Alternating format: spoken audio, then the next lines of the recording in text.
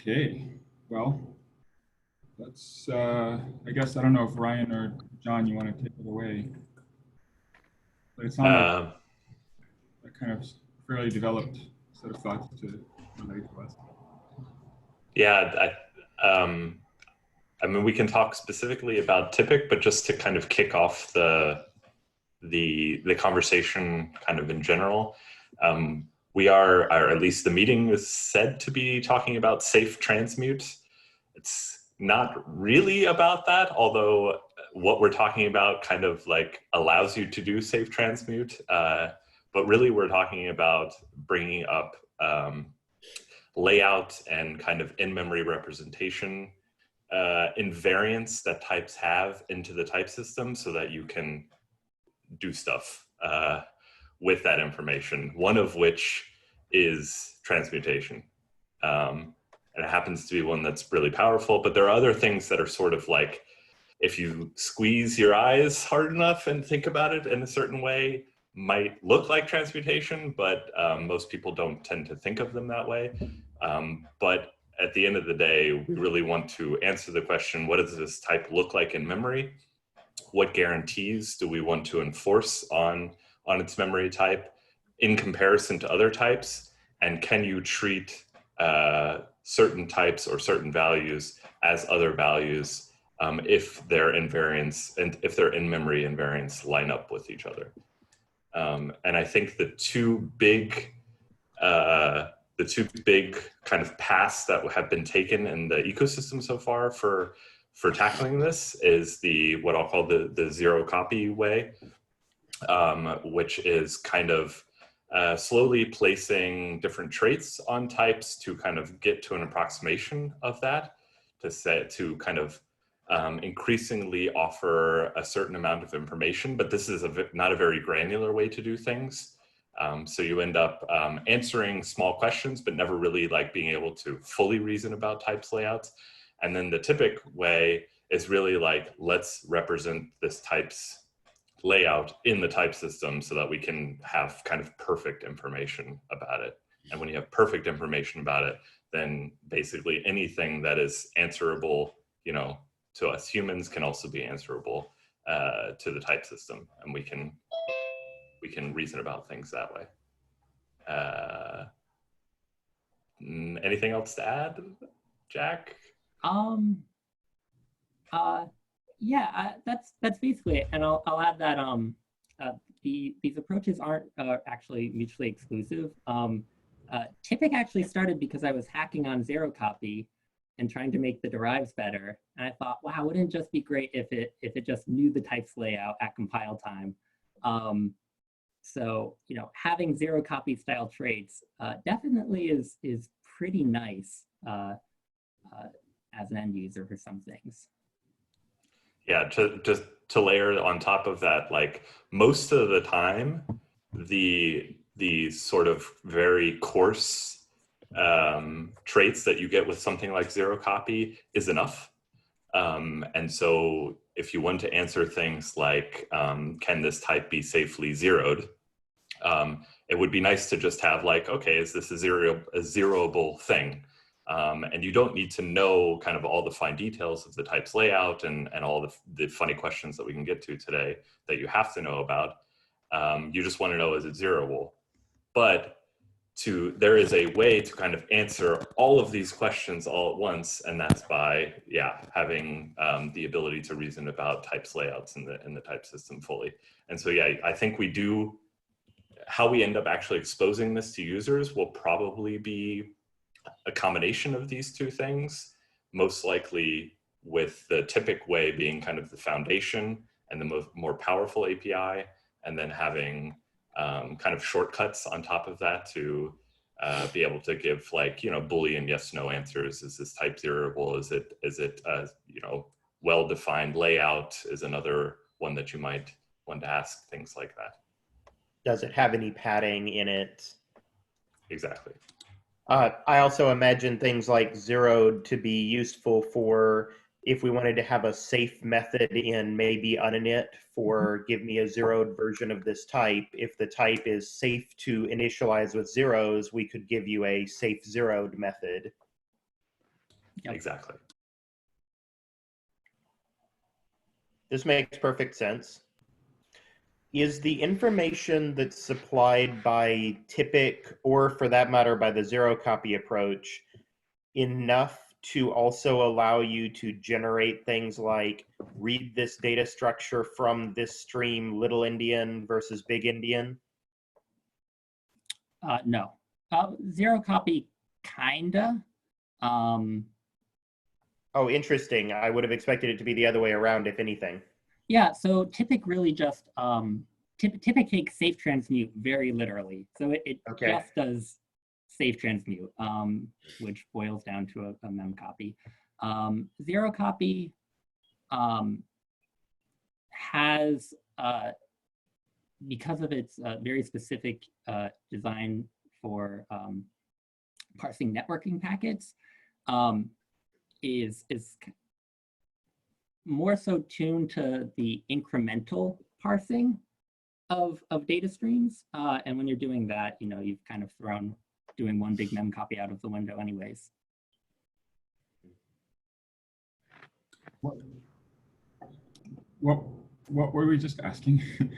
So Josh, were you saying, can you switch Endianness using this, like create converters, or were you asking? Right. Well, two things. I was actually asking if you can use this to read read a structure that has this metadata out of a buffer or a reader or similar, using that metadata to do, okay, I want to read this whole thing Little Endian, or I want to read this whole thing Big Endian, please convert the individual pieces. That if there were enough metadata for that, there would obviously also be enough metadata for, please take this structure that's currently Little Endian in memory and convert it to Big Endian. Yeah, in both zero copy and Typic, the approach boils down to putting the types from the byte order crate into your struct. I see. And deriving the traits on that wrapper type instead. Okay. And to clarify the way that that's make this any easier? Well, it's a little bit easier, Josh. To clarify, the sort of idea there is that when you actually interact with the type, doing, like, the moment that you go to read the field, you're actually calling a method that would do the transformation from either Little Endian or Big Endian to the native Endianness. And so the struct in its like stored format wouldn't necessarily be in the appropriate Endianness, and that you would have to actually apply some transformation as you access the fields to get that data. Okay. I want to pull us back out of this Endianness rat hole, pigeonhole, or I don't know what. But did you want to show us, like, I guess, what is the question that, is there a question that we need to answer, or is it that we want to kind of show how Typic works and just get feedback on the general approach today? Yeah, I'd love to share my screen for a bit and just introduce Typic. Yeah, go for it. I have like a question that I would like for us to eventually get out of this is, I think that the approach that Typic is taking is a really great approach. I'm fairly convinced that this should not be a library, and that we should have functionality like this in the standard library, for reasons of error messages are pretty gnarly in Typic. This is very unsafe what we're doing here, and anything that is, or I should say, stood mem transmute is extremely unsafe. And I like the idea of moving things into the standard library when they offer the ability to remove unsafe operations from library types when possible. But the kind of the overall area that we're trying to answer here is quite large. And one thing that's not clear to me is exactly like what path we should take and what are the smallest pieces that we could start moving into the standard library or thinking about moving into the standard library to build on to ultimately get to a goal where you have a one-line safe transmute for things. So. Yeah. Is the expectation that in the process of moving some portion of this into the standard library, that this would need or benefit from compiler support in order to actually get these annotations on appropriate structures? I mean, Yes. yeah, like you Yeah. can do it in the type system. I think Typic kind of proves that. You can do it with the stable type system today, but at the same point, like if we Well, want something that's usable. And so the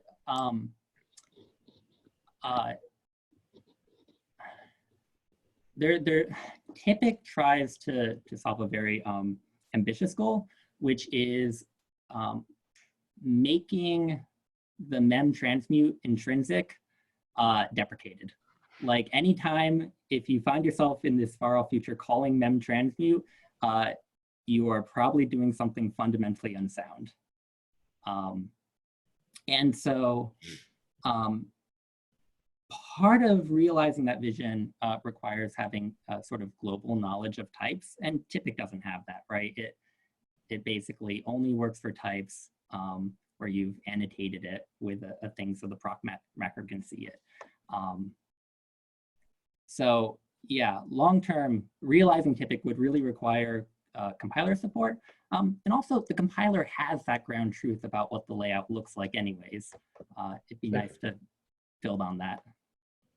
I think what I was getting at was in some way, is there a very clean, obvious line of if the compiler did this much, then we could build on what it did in the ecosystem and eventually move some of that into STID?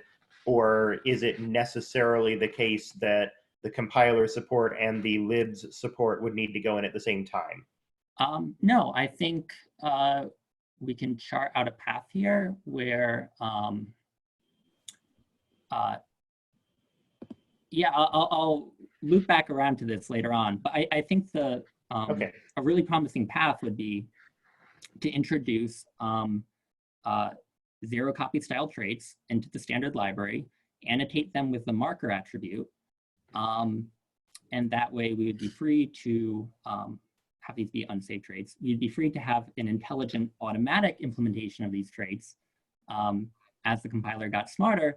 But until then, libs could pick up some of the slack and they would have a standardized API to program against. Okay, that makes a lot of sense. I think that's good framing for the tour and the questions that you're posing. Yeah. Okay, so let me share my screen.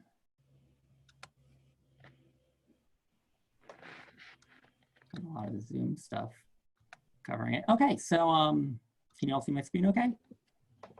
Yeah. Great, so this is Typic. This example here sort of boils it down. You simply replace your repr_c attribute with a Typic repr_c attribute that matches repr_c exactly. And just by doing that, with a small asterisk, Typic has deep knowledge of your type, can compute the layout of it at compile time, and therefore implement traits based on its layout. So the one extra thing here is, you know, it's not great. It wouldn't be great if you just instantly got a constructor for any type in the world, just because it's repr_c. So you also have to have some stability labels too. And in Typic, those take the form of just 2 marker traits. You assert transmutable from. So you say, oh, my self type is always going to be transmutable from this other type, and transmutable into, which is the inverse of that. Stable ABI just implements those traits for a type on itself. So it's a way of saying, I'm really never, ever going to touch this type.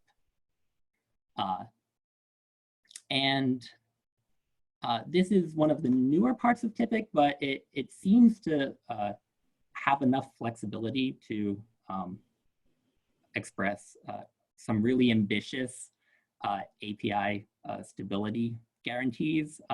You can basically say things like, you know, I want to give myself the freedom to add a field where there's padding right now in the future. just by choosing your types carefully. So that's the stability side of things. Those are the only two traits that end users have to implement manually. And so the other half of Typic is transmute.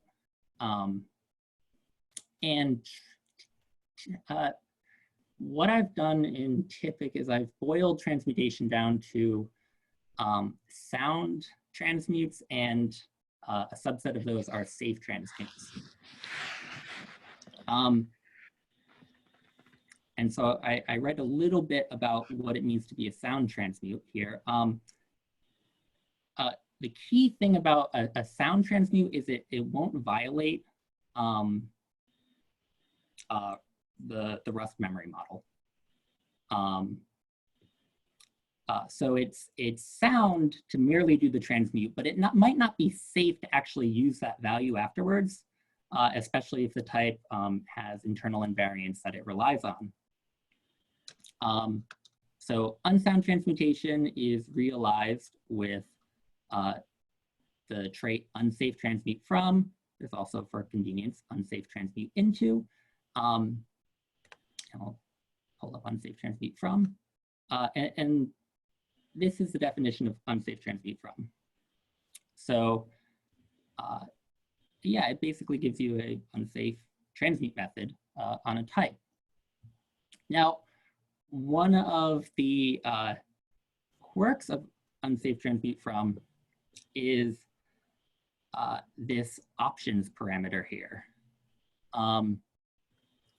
And so what I've found is that quite often you actually want to relax some static guarantees that Typic could otherwise perform. For example, you might say, don't check that the alignment is verified statically, right? We can check that dynamically.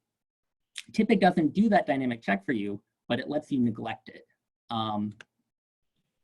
So Typic lets you neglect a few things: alignment, stability, transparency, and validity. So alignment, I just talked about. I don't have I guess I can click this for an example. So here's an example of BiteMuck's try-cast ref function implemented in the Typic style. And for this, the try indicates that if the pointer doesn't match the alignment requirements of the destination type, we'll return a none instead. So we want to ask Typic, hey, is it safe to do this transmutation neglecting alignment? And so it's up to us in our implementation to perform that check ourselves. I have a question. Yep. You go back to that. Yes. Sure. No, well, it doesn't matter. Sure. The alignment of this where clause refers to the references T and U. Yeah. The alignment of a reference is always the same, I imagine, independent of T and U, I think, or like where you can store the reference. Am I being confused? Yeah, it's where the referent is positioned in memory that matters. Right, but you're not like basically I'm saying I don't think you actually need to do that neglect alignment here, right? Because the alignment of T and U, alignment of T and U is what you want to be neglecting. But oh yeah, sorry, I wrote this late last night. Yeah, I should have just removed that and that. Okay. Yeah. In that case, actually, sorry. Typic is actually really smart. No, it will look into those references. Yeah, so this is fine. Oh, so you're saying, okay. So, yeah. So this is fine, but misleading? So if yeah. a deep check, it's like the alignment not only of the value that I transmuted, but of the values that it contains. Yeah. So Typic enforces all of its static guarantees sort of transitively.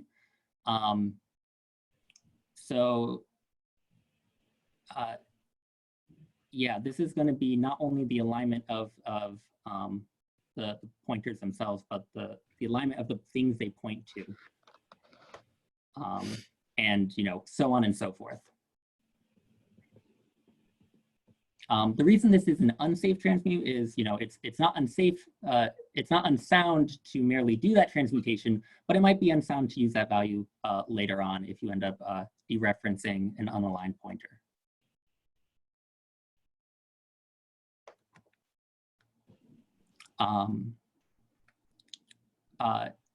Stability. Neglecting stability basically means that Typic won't check those transmutable from and transmutable into bounds. I don't think I wrote an example for that. Stability is the only option that's available for the safe transmute from trait. Everything else here introduces potential unsafety except stability, which is merely a bad idea, but not actually unsafe necessarily. The worst that will happen if you neglect stability is your code might fail to compile in the future. So it will fail to compile, but it's not that it will ever compile and then be wrong. Yeah, it'll just fail to compile. That makes sense. Yeah. I was going to ask is, so the proposal here for transparency is effectively that if you use unsafe, you're allowed to violate the spec of whether something's pub or not? Exactly. Yeah. If something isn't pub, we just assume that it might have invariance on it. But if something is pub, you don't need transmute to swap out the value. You can just do that using the right. normal Yeah, field makes accessor sense. constructor. And lastly is validity, which so by default, Typic only accepts transmutations that are guaranteed to be sound. So for example, you can't do U8 to bool by default. But if you pass in neglect validity, it will let you do that because you are taking it on yourself to check that invariant.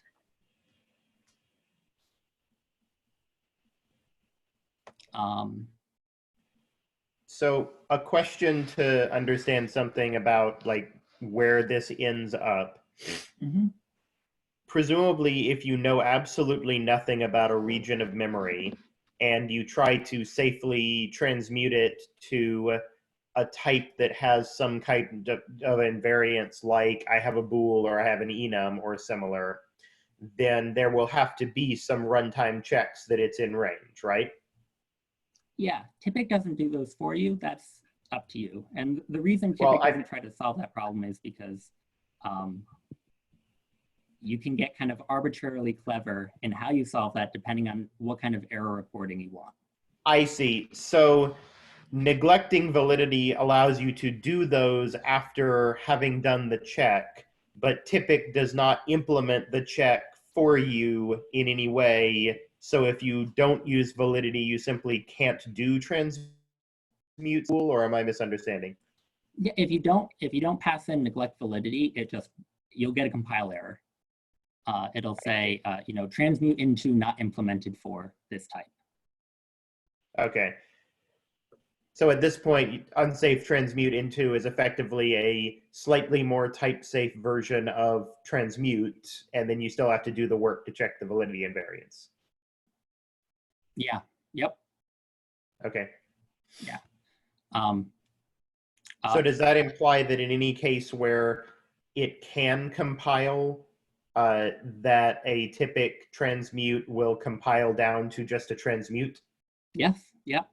Just a transmute. Okay. No runtime overhead at all? Let me show you. Unsafe transmute. The source.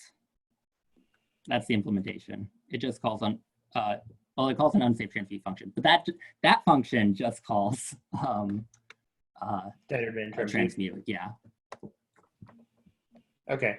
Yeah. That makes sense. So a giant pile of type safety around what ends up becoming a single call to standard mem transmute. It is a massive, massive pile of type safety around just one call to transmute. Yeah. Which is great. Modulo alignment checks, which we saw earlier. Oh, no, no, Typic won't do that. When you write neglect alignment, you're saying you will sorry. do the alignment check. Yes. So if you don't neglect alignment, then Typic will only accept a transmute where it can statically guarantee the alignment? Yep. So that's an interesting question. Does that imply that without neglect alignment, you cannot transmute from, say, a byte slice to any type with an alignment requirement? Yeah, Pointers to one, yes. Yeah. I'm sorry, both of you answered that at once and I didn't catch either answer. Could you transmute from a tuple of two U8s to a U16?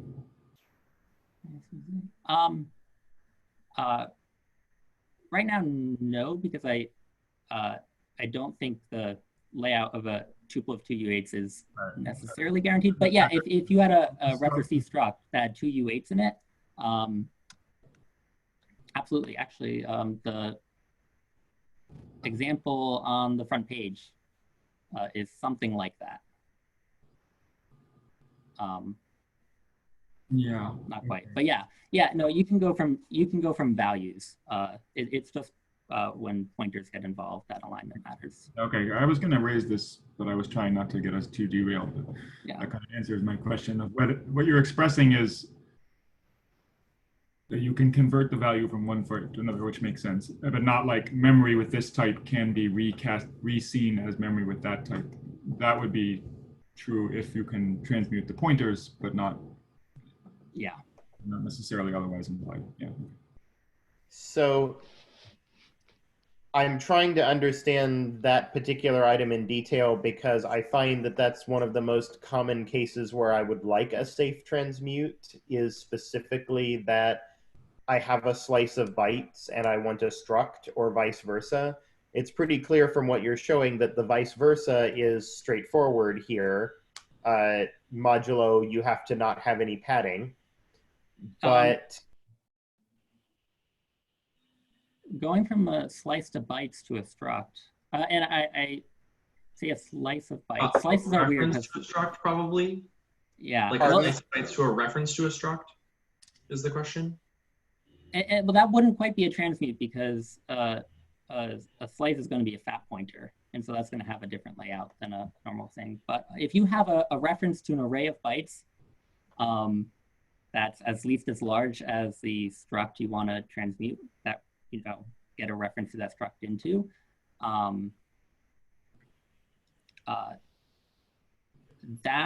Sorry, I kind of lost my train of thought, but that will work sort of as expected. So in particular, right, that's what I was concerned about. I want to make sure that will. Sorry, go on, Mika. I just want to. I would like us to keep going because I feel like we're getting derailed on. This seems like a usability question, which, like, the bottom line is it can express all the things that are needed, and then the question is maybe you need a nice, easy to use wrapper. Yeah. So I have this extras module. So try casting a slice, for example. This is a little ugly just because we don't have const generic arrays yet. It basically, that whole bound boils down to this. But let me go to the source. This is a case where because slices are involved, there's some infallibility based on the size of the slice and so forth. And so you basically use transmute into as a where bound to do those static checks for you.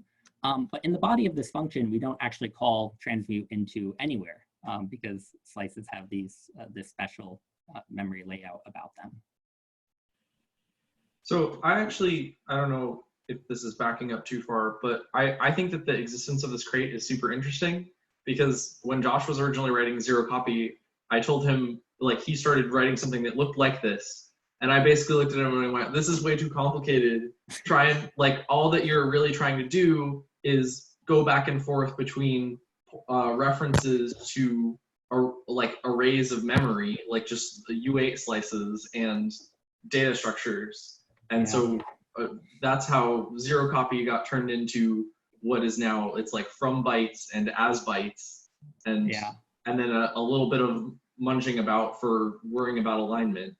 And I think that you followed up on the internals thread that was discussing, you know, something more like this, that was actually like, hey, how do we turn, you know, a U16 into two U32s, and how do we make a struct that has, you know, four U32s turn into this other struct that has four U32s and things like that, which I kind of like was like, whoa, that's out of scope.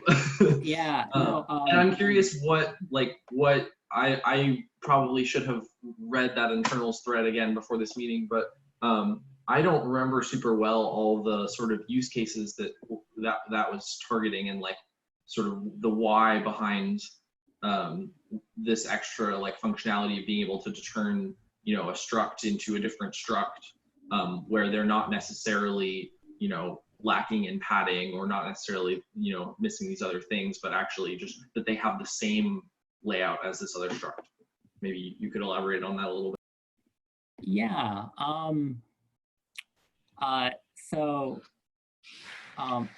First off, this entire crate is also the fault of Josh grumbling to me about zero copies faults. So disclaimer. Sorry. I'm not really a systems programmer. I do education research, and this was just nerd sniping. So I can't speak from personal experience about all the use cases, but I do have some in mind. Specifically, type punning is reasonably common in C and C++. And Typic basically is safe type punning. You know, another use case, the use case that came to mind that inspired transmute from and transmute into is, well, sort of twofold. One, you might want to have, you know, guarantees that you'll always be able to serialize this type as bytes. That's something you can express with this. But also that you might be designing a library where the ABI of types matters a lot, and you want to give yourself some freedom to add fields to where there's currently padding. And you know, this lets you do that too.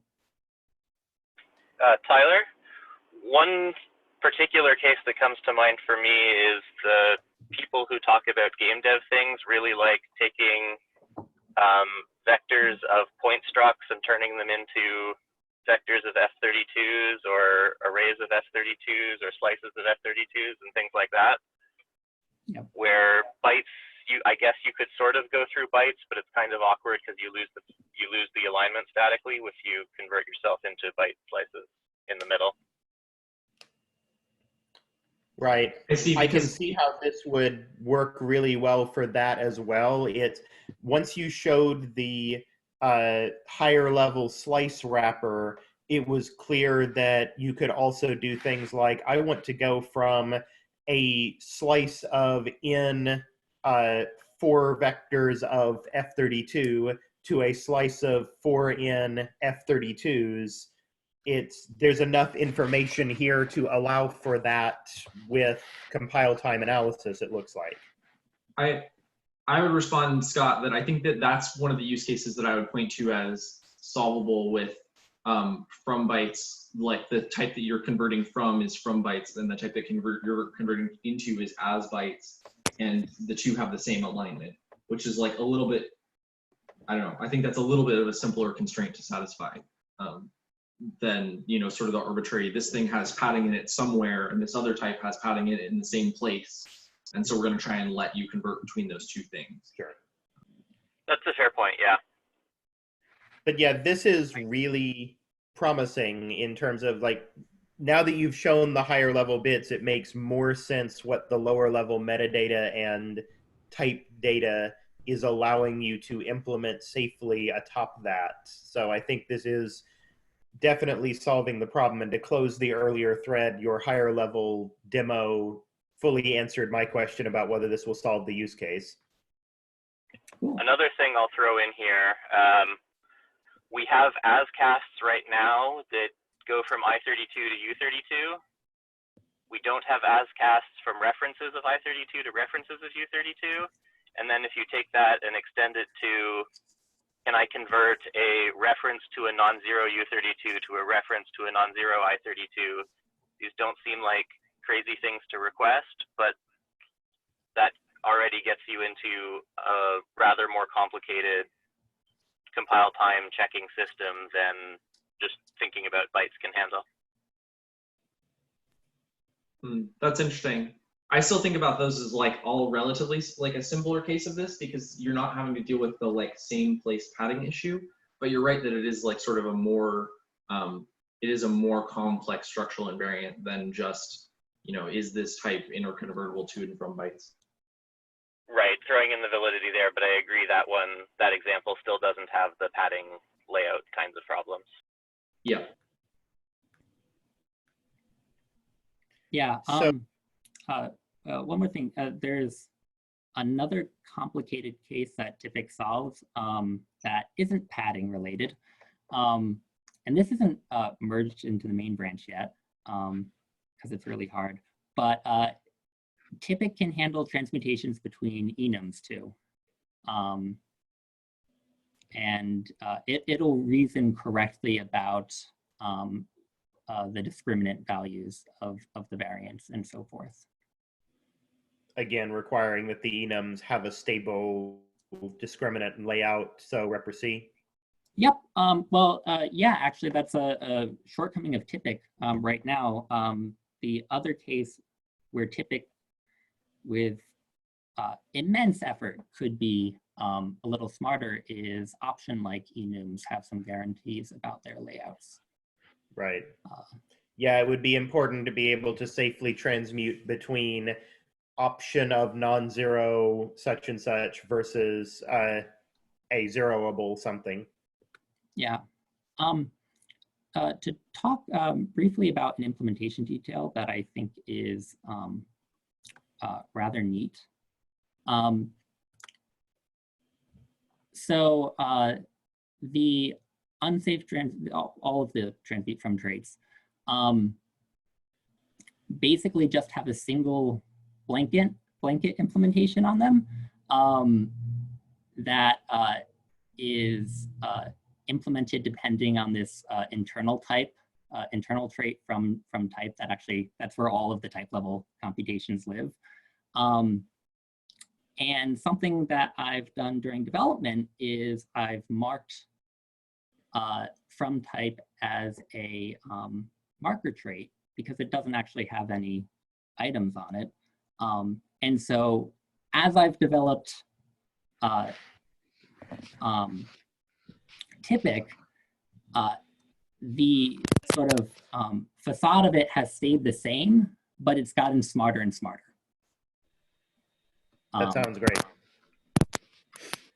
So yeah, I think to close off that thread so that we don't continue to go down that rabbit hole, do you believe that it's possible to solve using the Typic framework something like safe transmute to or from option of non-zero U32 versus U32? Or similar things like an enum with a discriminant and the values corresponding to that? Yeah, I want to separate the public interface and the private details of Typic. The public interface is sufficient to handle all those cases. Just from a private implementation perspective, you know, when you're doing type level programming, only having to implement one layout algorithm is rather nice. Sure. So I haven't implemented the other ones yet. Well, that leads naturally into the next question, which is effectively if the top level, if the high level interface of this that you're presenting as public is sufficiently capable to handle this, then do you believe that some of those things would be easier to handle given some compiler assistance behind the scenes that doesn't have to be using some public trait?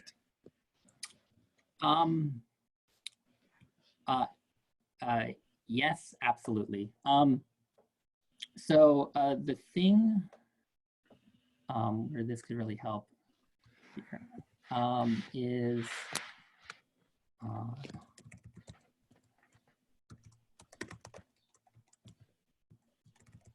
let me pull up an example I whipped up last month I was really excited about, though it doesn't quite work anymore.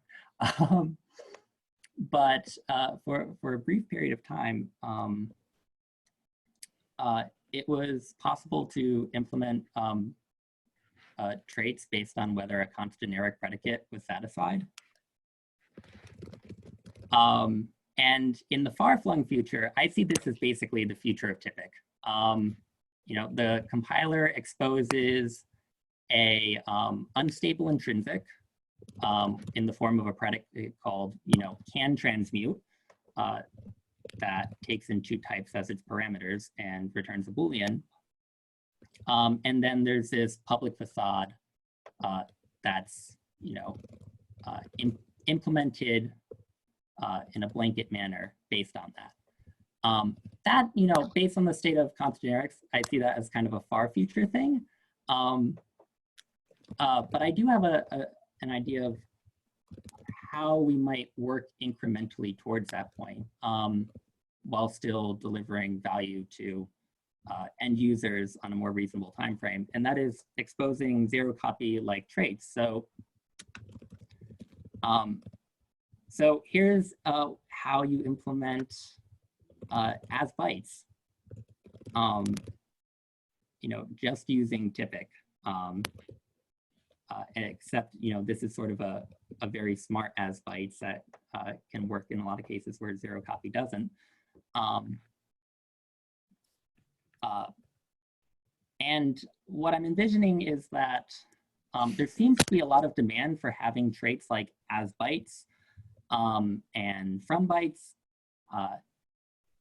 and unaligned in the standard library. And that could happen now just by introducing them, annotating them with the marker attribute, and that way the standard library later on could get smarter about automatically inferring these invariants. But until that point, people could implement them manually using whatever approach they favor.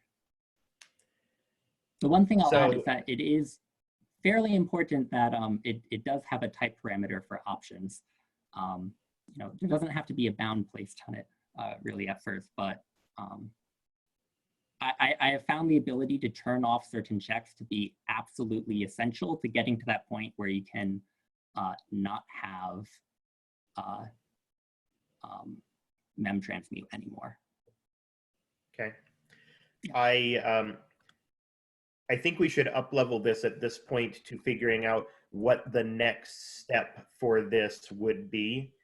For my part, I think that this approach seems entirely sensible, and I think it would make a huge amount of sense to find a path to implementing at least a, you know, nightly only prototype in the compiler to demonstrate that this gets a lot easier with compiler support, and figure out what that would look like. What would be the best path forward to trying that out, doing the experiment, and seeing on nightly the ability to not call transmute anymore? That can transmute predicate I mentioned would be immediately helpful, because even if const generics isn't quite there yet and I can't implement traits based on it, that would let me and zero copy and everyone else have you know, a nightly only, but still a way of testing their own implementations on compiler ground truth. Right. And for that matter, even though const generics is not stable today, there is nothing fundamentally preventing the compiler from using it internally in the implementations of some of these traits and safety markers so that it can say, well, I can't necessarily help you do it, but I can know statically that this length is this, or this alignment is this, or similar. Yeah, with the landing of lazy normalization, or the progressive progress towards it, having the compiler tell you with an intrinsic, something like can transmute, gets closer to being a reality. It's already very close, I feel like, because I can already, as of last month, I could already do, implement a trait based on whether the alignment of a thing was 1, which was awesome. For scoping, how much do we want to try and do something for the from bytes to bytes thing earlier? Or do we want to just try and do the whole, here's the predicate, we want the whole thing? Because at least I think from bytes could be done in the library today, I think, with auto traits, right? From bytes, I'm not sure how you would do it with auto traits alone, because you also need repr-c and you also need padding checks. So it's not just this thing. From bytes doesn't need padding them. So Sorry? I thought from bytes didn't need padding because you can overwrite padding with bytes and that's fine. Oh, I forgot the results of the unsafe code guidelines discussion there. That you might be right. I think that was a thing that we decided at one point, or that someone told me that was decided, was that padding could take on any arbitrary values. Write bytes into padding, but we did not necessarily want to give people access to those padding bytes as bytes. So one direction is safe and the other is not. Right. So padding bytes aren't being in repr-c structs aren't being used as niches for anything. Right. I think one of the remaining questions that I am not aware of the answer to out of any unsafe code guidelines work or similar is the question of whether reading padding bytes is unsafe or actually unsound. I don't know the answer to that one. Yeah, sorry, I took us on a different tour there. Sorry, I think that all I was trying to say is that it's not quite just an auto trait because you at least have the repr-c check that you need. So I think having from bytes as bytes as merely trait definitions in the core library, even without a clever implementation backing them up, would be immediately useful. Those traits appear over and over again in so many safer transmute libraries that just having a standard that they could all implement against would be helpful, I think. There would be one obstacle, which is something I wanted to raise. Even if they're marker traits, they have to obey the coherence rules. Mm-hmm. So yeah. you have at least some root impulse, presumably. Right now, that's tends to be something they already have to adhere to because these crates usually take the form of a trait definition that happens in one crate and a derive macro that you annotate your own types with. So they're already implementing against a foreign trait. All I meant was if they want to be implemented for U8 and friends, we have to make sure we do. Yeah, yes. And we would want that, right? We would want to implement them for things that are where it's very obvious, like for primitive types like U8, I8, things like that. Yeah, I would assume so. In particular, like slice types and pointer types. I don't know what those might be things we'd have to consider. Just a shout out real quick to, I have a repo that is exploring this. It's called the mem markers repo. It's basically a place to explore what types are possible, like for these kind of marker traits that you would have, like from bytes to bytes, zeroable, things like that. It's a way of trying to explore what types it makes sense in the standard library to implement those on. So there has been So some thinking in there. one thing I was pondering was, I don't know if maybe even from bytes or 2 bytes are a separate thing from all bit patterns are valid and this has no padding as a like type traits construct that could be created, and then wrapping that into a nice library is another question that wouldn't take lang input.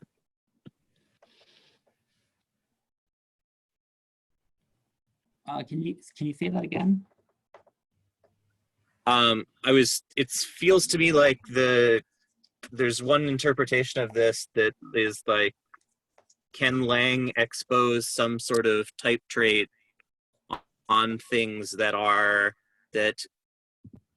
valid with any bit pattern, or that never have any undefined bits in them? And then those are the core constraints on which a library would want to implement their support for doing things, but then that becomes a marker trait with no methods on it at all, and then it's up to some other library to make from bytes and 2 bytes in a nice way. Yeah. At that point, the compiler already needs to reason about the layout of things at sort of type resolution time. And so it's a small leap from there to just having the full safe transmute. So if I understood that, if I rephrase that, I think basically it's not really any harder to do 2 arbitrary types than to special case just these it's 2 not at all individual harder. predicates. Cool.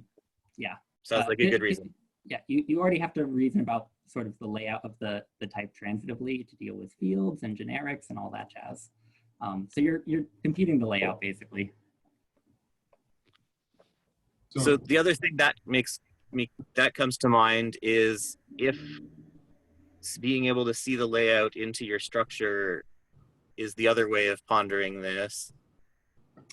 Yeah. The idea of compile time reflection has come up many times. If we had compile time reflection that gave you the offsets and alignments and sizes of all the fields into things, yeah, that's probably sounds like it would make your life a lot more complicated than just having the predicate, but well, it would also be something other people might want for other things. So I don't know if that is worth talking. Yeah, it makes my life a little more complicated. Typic until recently, actually no, still does not expose its byte level representation of types layouts. And the reason for that is because I change it all the time. I think it would be hard to, envision sort of infinitely into the future, a future-proof way to represent a type's layout. That's kind of a very intimate thing for a compiler. And so I'd be worried about that being sort of an infinite stability hazard that nobody could really touch.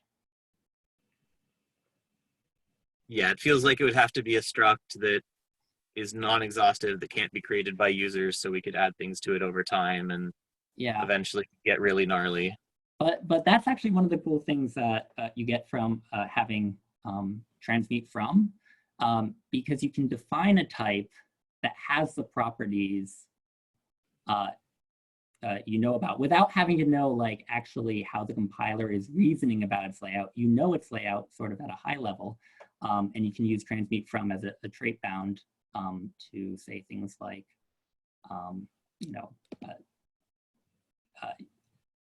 if you have a type where you can always transmute, from A to B and always from B to A, for a certain definition of equivalent, the types are equivalent. So that makes sense. Cool. Thanks. Go, Nico. It's 57 after the hour, and I at least have a hard stop. But I've been taking some notes. Maybe people can drop. I put the HackMD in the stream. People can drop any comments they want. I think it seems like we got to the immediate proposal for a next step is to add these traits, right? That's kind of your proposal, John, at least. Yep. And the key questions there would be making sure that we leave the door open for a blanket implementation in the future from the compiler, and also making sure there's that extra options parameter. I think that's really essential. Okay. I personally think that's a good idea, but I'd like to think about it and ask a few questions after. But you know, it seems like the next step there would be just drafting an RFC to that effect, pretty much, and go from there. How do we split out libs and lang parts of this? I think we should. I was going to mention that we should probably sync up with, find somebody from the libs team, circle them in, get them excited. I'm not sure who that would be at the moment, but that's something to think about. Yeah, the marker traits thing seems purely lib at the moment, if we're not thinking of clever implementations, blanket impulse of that. The predicate thing, which I also would really like to have, for the intrinsic predicate on can transmute. Yeah, I want to make sure we don't drop that ball, because that would be very useful. Just to clarify, when you say intrinsic predicate, I think you mean const.fn. Is there another meaning? Like a const.fn? Yeah, I mean a const.fn that has 3 type parameters: source type, destination type, and O for option flags, and produces true or false. Yes. But is implemented, well, it's provided by the standard library anyway. However, yeah, okay. That would be a compiler intrinsic. Probably never stabilized. I mean, why? Maybe. Well, Yeah, I guess it could be stabilized. I have to go. But it seems like not so crazy that it might get stabilized. All right. Well, thanks everybody. Feel free to look over the ACMD. I'll post the recording in a bit, and I don't know. Stay safe. Ciao.